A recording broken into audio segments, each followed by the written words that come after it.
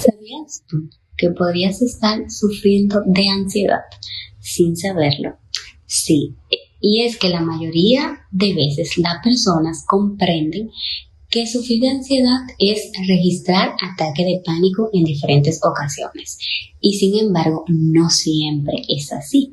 La ansiedad, en la mayoría de sus casos, ni siquiera hace ruido y podría registrarse como insomnio, dolores de cabeza intensos, el deseo de tener todo controlado y de creer que tú no puedes descansar.